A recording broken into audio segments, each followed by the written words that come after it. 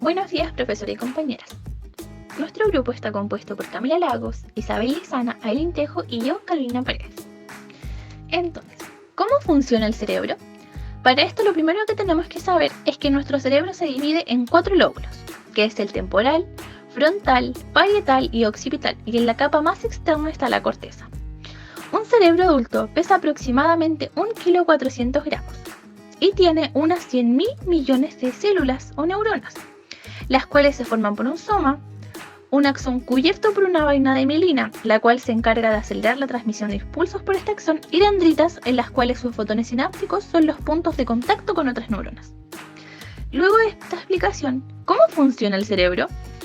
Estas neuronas, que tienen fibras largas y cortas, establecen un contacto con los somas de otras neuronas, y esto genera en el cerebro más o menos 1.000 billones de conexiones entre células y regiones de tejido cerebral que contienen millones de neuronas, que son las responsables de las funciones como sentir miedo, sentir felicidad, aprender palabras, hacer cálculos numéricos, imaginar movimientos, y así un sinfín de ejemplos. ¿Y cómo funcionan? Como todas las demás células del cuerpo, las neuronas funcionan como pequeñas baterías, o sea que tienen un tipo de voltaje distinto en el interior y el exterior de la célula, donde el interior siempre va a ser más negativo. ¿Y cómo hacen estas cosas las neuronas? Cuando se activa una neurona, esta descarga un impulso, y esto se denomina un potencial de acción. Entonces entran iones de sodio a toda prisa por poros de la membrana, invirtiendo brevemente el voltaje a través de la misma. Esto origina la liberación de sustancias químicas, que son los neurotransmisores, desde el botón terminal de la neurona. Y estas sustancias atraviesan el espacio sináptico y son aceptadas por receptores de dendritas de otra neurona. Este es el lenguaje del cerebro. Los potenciales de acción producen la acción cerebral, que es un punto muy importante. Y casi toda la información sensorial pasa de un lado del cuerpo al lado contrario del cerebro. Y esto es válido para todos los sentidos menos el olfato. Además, tenemos que hay estructuras del cerebro que no están cruzadas de esta forma, como en el caso del cerebelo, que controla el movimiento del mismo lado del cuerpo. Ya vimos cómo funciona el cerebro, pero ¿cómo lo estudiamos? ¿Podremos observar la actividad de las neuronas? En el caso de los seres humanos, para poder medir la actividad neuronal o eléctrica, existen diversos métodos no invasivos que están relacionados con la conducta de miles o millones de neuronas conectadas entre sí en regiones cerebrales específicas. Una opción es la electroencefalografía y la magnetoencefalografía, que mide la actividad eléctrica magnética que se produce en el cerebro. Para estas técnicas, los registros se realizan mediante electrodos colocados en el cráneo.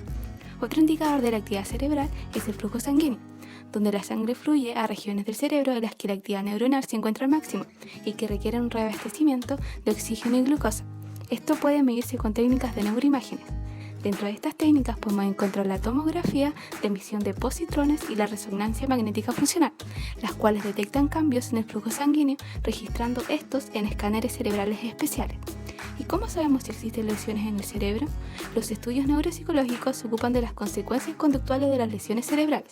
Estos entregan una indicación de las funciones asumidas normalmente por una determinada región cerebral.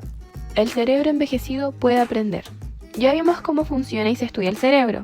Surge la pregunta, ¿el cerebro envejecido puede aprender? Sí. No existe límite de edad para el aprendizaje. El cerebro adulto es flexible, puede hacer que crezcan nuevas células y establecer nuevas conexiones, al menos en algunas regiones como el hipocampo, aunque con el tiempo la información nueva se guarda cada vez con menos eficiencia.